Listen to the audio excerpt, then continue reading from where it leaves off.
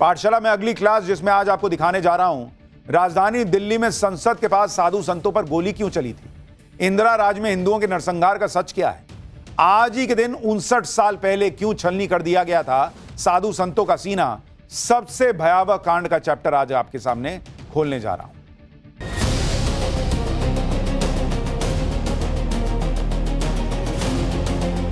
उसकी आत्मा के एक हिस्से को अलग कर दिया गया था, वंदे मातरम को तोड़ दिया गया था, उसके टुकड़े किए गए थे।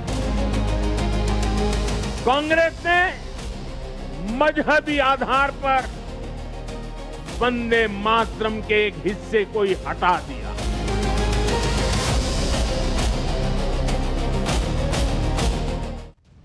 आज वंदे मातरम की खूब चर्चा हो रही है। यह भी बात उठ रही है कि वंदे मातरम गीत को कांग्रेस ने तोड़ा क्यों, वंदे मातरम के अहम हिस्से हटा क्यों दिए गए। लेकिन वंदे मातरम की इस चर्चा के बीच आज आपको कांग्रेस के ही राज में हिंदुओं के खिलाफ हुए उस बड़े कांड के बारे में भी जानना चाहिए जिसके बारे में कोई चर्चा नहीं करता। लोग अक्सर याद करते हैं कि भाई राम भक्तों पे गोली चली थी, लेकिन बॉस 7 नवंबर 1966 यानी आज के दिन 59 साल पहले साधु संतों का सीना छलनी हुआ था इसी दिल्ली में, राजधानी में, और तब देश में इंदिरा गांधी की सरकार थी। इस सबसे भयावह कांड का चैप्टर आज खोलने जा रहा हूं। यह बताऊंगा कि राजधानी दिल्ली में संसद के पास साधु संतों पर गोली चली क्यों थी, लेकिन जो पहले हुआ था उसकी एक झलक देखिए।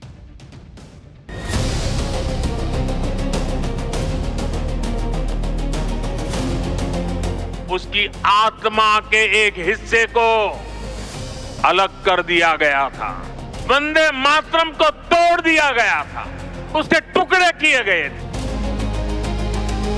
कांग्रेस ने मजहबी आधार पर वंदे मातरम के एक हिस्से को ही हटा दिया।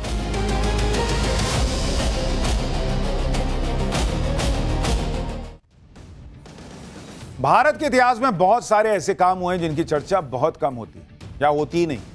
हिंदुओं के खिलाफ ऐसे ऐसे कांड हो चुके हैं जिसके बारे में सुनकर आप हैरान हो जाएंगे। और ऐसा ही एक कांड आज से 59 साल पहले 7 नवंबर 1966 को इंदिरा गांधी के राज में हुआ था, जिसने पूरे देश को हिलाकर रख दिया था। लेकिन तब सोशल मीडिया का वैसा दौर नहीं था और की खबरें जो हैं वो पूरी तरह से फैलती, और फिर बाद में तो कालीन के नीचे चला गया मामला। 1966 में देश में इंदिरा गांधी देश की प्रधानमंत्री थी। इंदिरा गांधी को प्रधानमंत्री बने हुए ज्यादा समय नहीं हुआ था और उसी समय देश में गोरक्षा के लिए एक बड़ा आंदोलन चल रहा था। साल 1966 में देश के अलग अलग हिस्सों में गो हत्या रोकने के लिए कानून बनाने की मांग हो रही थी।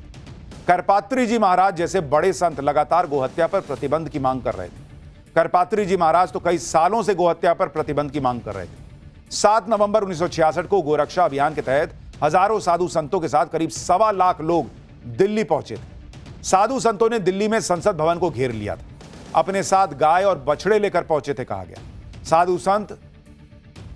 साधु संतों को रोकने के लिए पुलिस ने फायरिंग कर दी और कहा जाता है कि फायरिंग में कई लोग मारे गए थे। 1966 में इस गोलीकांड की चर्चा पूरे देश में हुई। इंदिरा गांधी सरकार पर आरोप लगा कि उसने हिंदुओं पर गोलियां चलवा दी, साधु संतों पर गोलियां चलवा दी। साधु संतों का तो यह तक कहना है कि फायरिंग में सैकड़ों लोगों की मौत हुई थी। आप सोचिए, सैकड़ों हजारों साधु संत आम पब्लिक गोरक्षा के लिए संसद के बाहर जमा हुई थी। वहीं पर अटल बिहारी वाजपेयी, महावीर त्यागी और रामेश्वरानंद जैसे बड़े लोग संबोधन कर रहे थे, और वहां किसी ने कल्पना नहीं की होगी कि पुलिस फायरिंग कर देगी। इतनी बड़ी घटना हो जाती है और आज बहुत लोगों को इसके बारे में पता भी नहीं होगा, बल्कि इस घटना को देश के खिलाफ साजिश बताया जाता है। लेफ्ट लॉबी इस घटना की तुलना लश्कर तैयबा और जैश ए मोहम्मद से करती है। 1966 के गोरक्षा अभियान को 2001 में संसद पर हुए हमले की तरह बता देती है लेफ्ट लॉबी। लेफ्ट की पार्टियां और नेताओं ने इस घटना के पीछे CIA के शामिल होने की बात तक कही है। इन संगठनों और लॉबीज के मुताबिक साधु संतों ने विदेशी ताकतों के साथ मिलकर इंदिरा गांधी की सरकार को गिराने के मकसद से यह आंदोलन किया। 1966 में करपात्री महाराज इस अभियान का प्रमुख चेहरा थे। जब साधु संतों पर गोलियां चली तो कहा जाता है कि करपात्री महाराज भी वहीं थे। करपात्री महाराज इस घटना से इतने दुखी हुए कि उन्होंने इंदिरा गांधी को श्राप दे दिया था।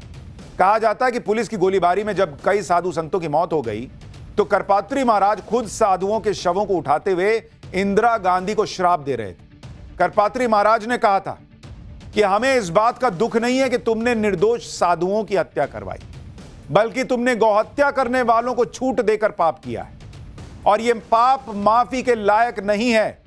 गोपाष्टमी के ही दिन तुम्हारे वंश का नाश होगा।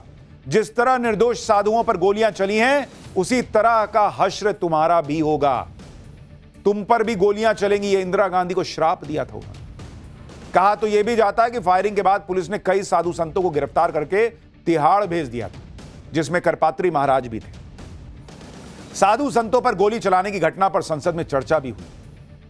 जनसंघ के सांसद रहे हुकुमचंद कछवाए ने संसद में साधुओं की हत्या का मामला उठाया। हुकुमचंद ने पहले सांसद थे जिन्होंने 1962 की हार के बाद परमाणु परीक्षण का प्रस्ताव संसद में पेश किया था, लेकिन उस प्रस्ताव को कांग्रेस ने गिरा दिया था। हुकुमचंद कछवाए ने कहा कि पूरे देश में गौहत्या के खिलाफ एक जनभावना बन रही है, इसे बड़ा कलंक माना जाता और इसी को रोकने के लिए साधु संत कानून की मांग कर रहे थे। हुकुमचंद कछवाए ने कहा कि इस प्रदर्शन को फेल करने की योजना पहले से बन रही थी। 5 नवंबर 1966 को 62 गुंडे बंगाल से बुलाए गए थे। दिल्ली से भी 80 गुंडों को बुलाया गया था। 7 नवंबर को कई पुलिस वालों को छुट्टी दे दी गई थी, जबकि पहले कभी भी इतने पुलिस वालों को छुट्टियां नहीं दी गई थी। हर गुंडे को 150 रुपए दिए गए थे। प्रदर्शन में तोड़फोड़ करने की ट्रेनिंग दी गई थी। पुलिस वालों को प्रमोशन का लालच दिया गया था। इतना ही नहीं, उन लोगों को कुरान, गीता और रामायण की कसम भी दी गई थी। हुकुमचंद कछवाए ने संसद में गौहत्या विरोधी प्रदर्शन को लेकर तीखे अंदाज में सरकार पर हमला किया था। हुकुमचंद कछवाए ने बताया था कि गोरक्षा प्रदर्शन में साधु संतों पर 379 राउंड गोली चलाई गई थी। साधु संतों और आम लोगों पर 754 आंसू गैस के गोले दागे गए थे। सरकार जानबूझकर फायरिंग में मारे गए लोगों के आंकड़े छुपा रही है। पुलिस की फायरिंग में कुल 122 लोगों की मौत हुई थी। लाशों को बदरपुर ले जाकर जला दिया गया। कई लाशों को गड्ढों में दफना दिया गया था। यह कैसी राक्षसी सरकार है जो लाशें तक खा जाती है? यह इंदिरा गांधी सरकार पर आरोप लगा था। हुकुमचंद कछवाए ने फायरिंग में मारे गए लोगों को मुआवजे का सवाल भी संसद में पूछा था कि क्या 7 नवंबर 1966 को गौहत्या विरोधी प्रदर्शन में पुलिस द्वारा गोली चलाने से मारे गए लोगों के परिवार वालों को कोई मुआवजा दिया गया? अगर हां, तो उसका ब्यौरा क्या है? क्या सरकार ने उन लोगों की भी कोई सहायता की है जिनके स्कूटर और कारों को आग लगाई गई थी? अगर हां, तो कितनी? हुकुमचंद कछवाए ने सरकार से 2 सवाल पूछे और उनके जो जवाब मिले वो हैरान कर देंगे आपको। सरकार की तरफ से तत्कालीन गृह राज्य मंत्री विद्याचरण शुक्ल ने कहा था कि किसी भी मृतक के परिवार को मुआवजा देने का प्रश्न ही नहीं उठता।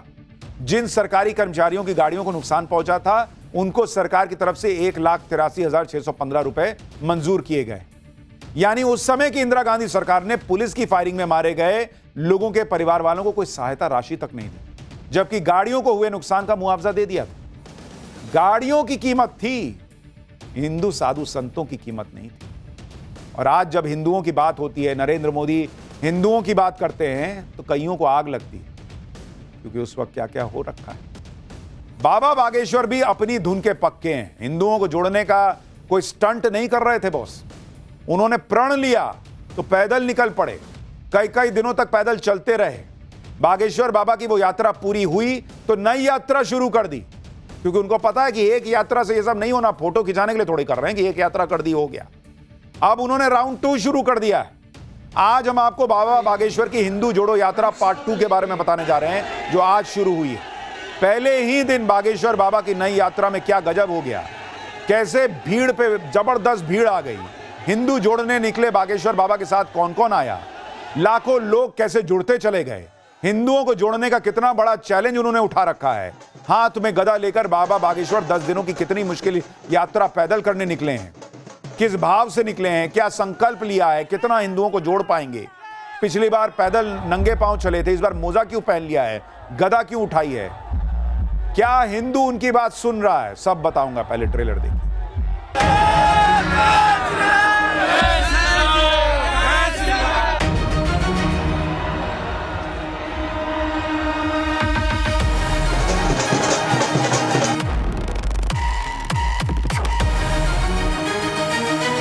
राष्ट्रवाद को सुन करके राष्ट्रवाद को बढ़ावा देने की है।